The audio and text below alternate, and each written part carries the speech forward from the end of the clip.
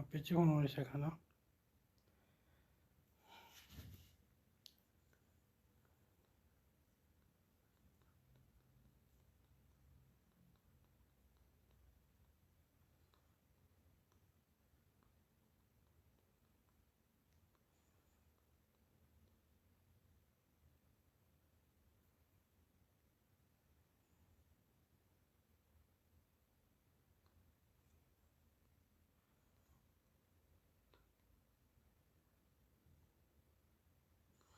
follow godheen jira amma.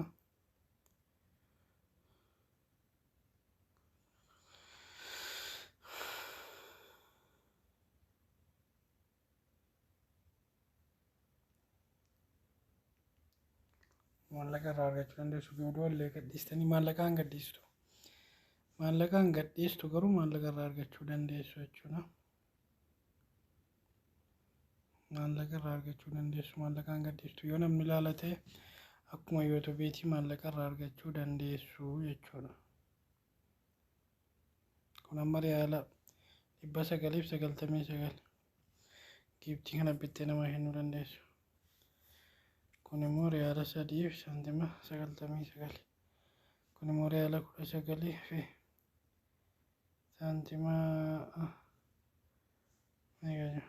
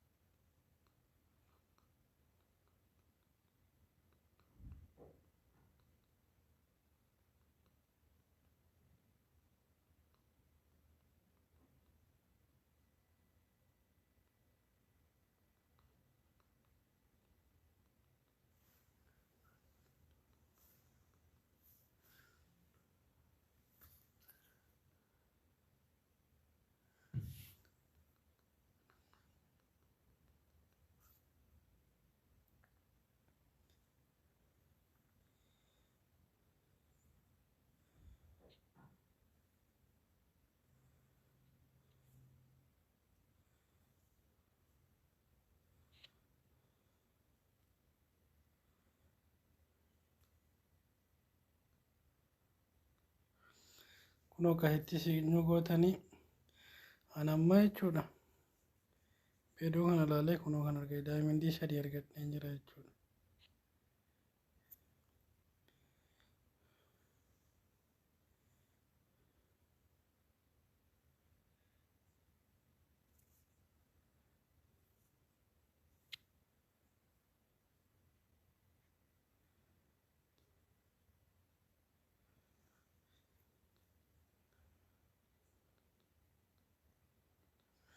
Daayimandii 6 argadheen jira jechuudha amma. Ammas kana dhiisee laayitti.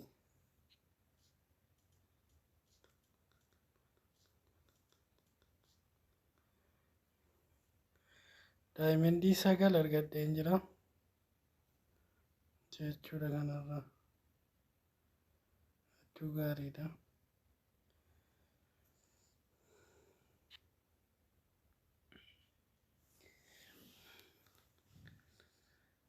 Laayikii yoo gootan eenyu kana jechuudha. Sirba jalaa taphataaru kana laayikii yoo gootan jechuudha isinii kaffala jechuudha.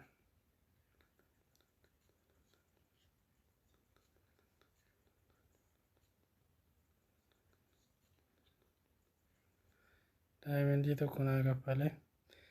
Meeqa namuu godha naan kaffalaa jira amma daayimandii 12 mee hunda isaa taa'e sadii daayimandii sadii akkas gootanii sadan akkanatti achi bottanii sanaan booda bakka kana tottoo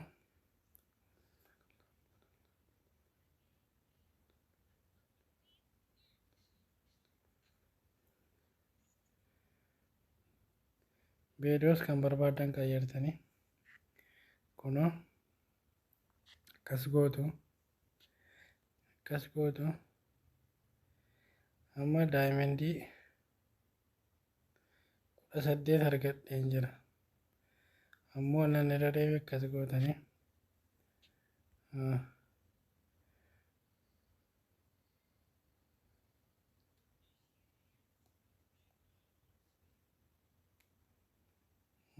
namicha kanas akkas goonaa daayimandii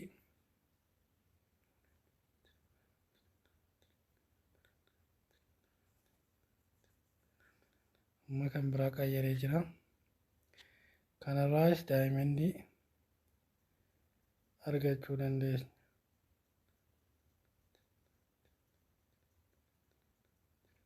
amma namicha kanatti nuu qayyareera isarraas daayimandii hoona tola dhaggeeffannu jechuudha viidiyoo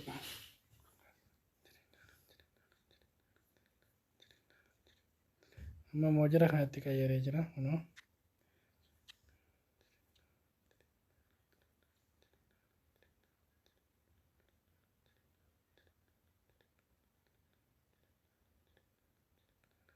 amma immoo kanatti qayyaree jira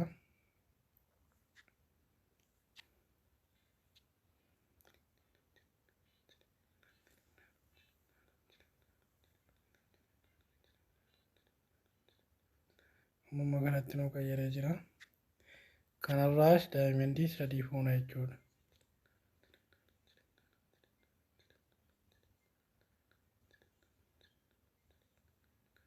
argaa jirtu daayimandii ammas nuu qayyaree jira kanarraas daayimandii 3 fuuna jechuudha daayimandii 3 ala kanaan awaappiin kun aappii ajaa'ibaati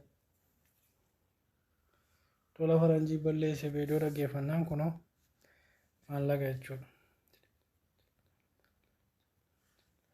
kunoo viidiyoo ammattiin waan amma qayyaree jira viidiyoo biraatti nuu dirre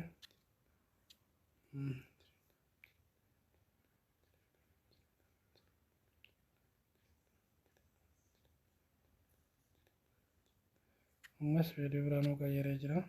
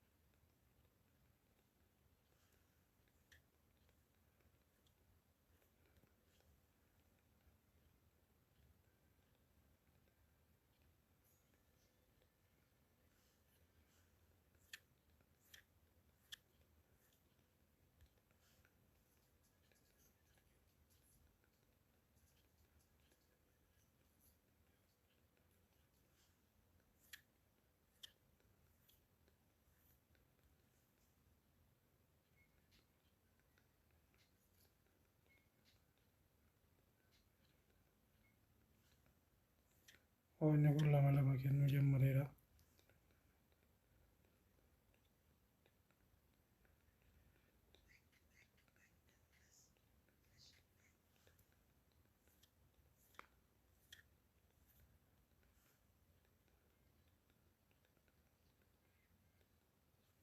daayimandii keessan akkanaa walitti qabatanii gara maallaqaatti jijjiirachuu dandeessu waan addaati kuni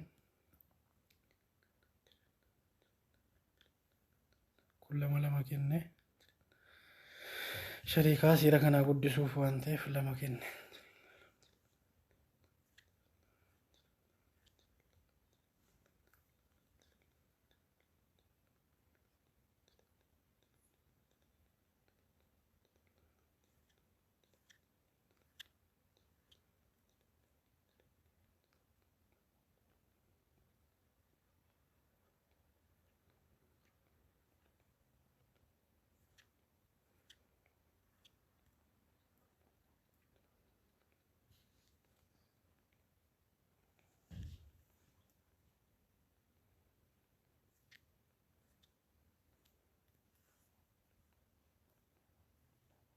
Wow. Kudhannaa kenne.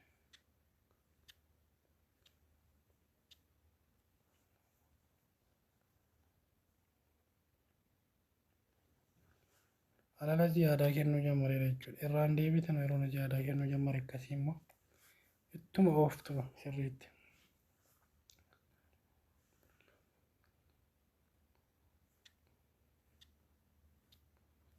Akkuma jettuun abbaa qabeenyaa robootaan daa'imendii jechuudha.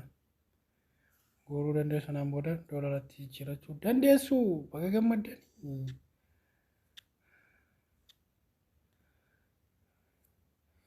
Wow kudhan kenne kunis baxiraana jechuudha. Warri baxiraanni kudhan kennu daa'imendii.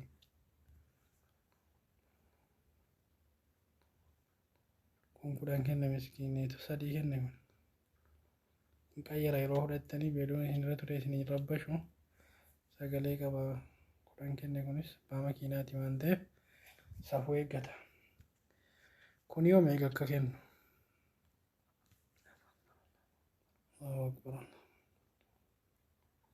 Tokko kenne sadii kenne kuni beeluun kun washi ta'e. Sagalee isaa gadi qabdanii akkanaan daa'imendii keessan guurrachuu dandeessu. Sa'aatii tokko keessatti daa'imendii amma feetan dalaguu dandeessu. Waan nama tursiisu hin qabu. Itti fayyadama daa'imendii keessan immoo gara maallaqaatti jijjiirachuu dandeessu booda jechuudha gurgurattu.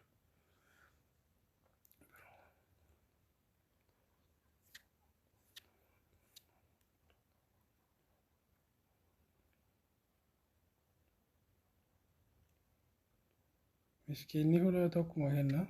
Kun kudhanii nama hunda miti.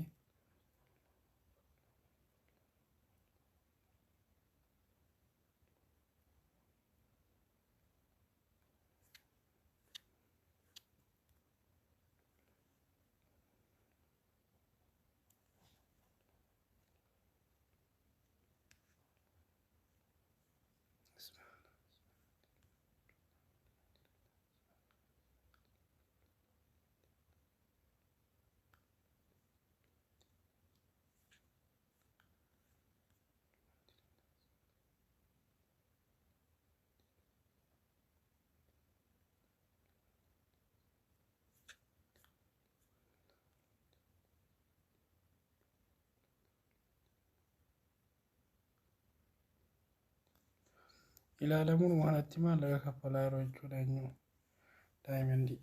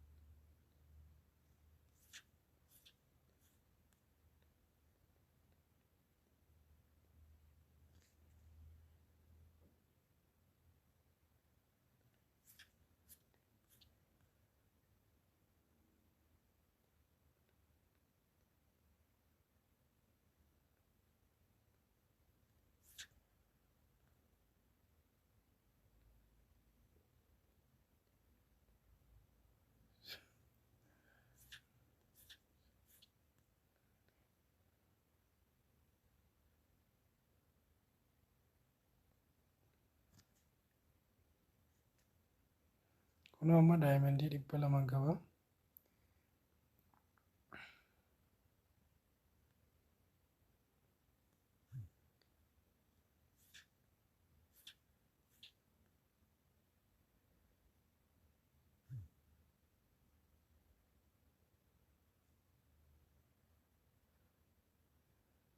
Halas amma kanan qaba jechuudha.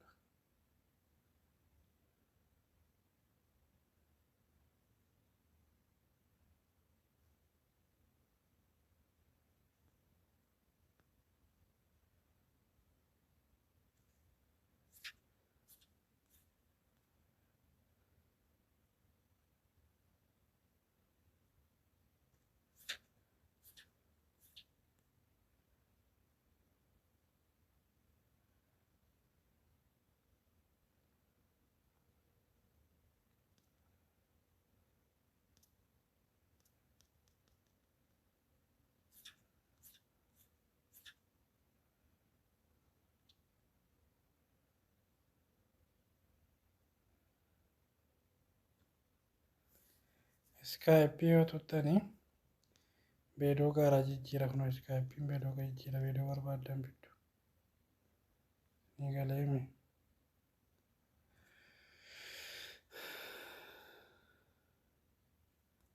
An ammasii kana bituu hin danda'a.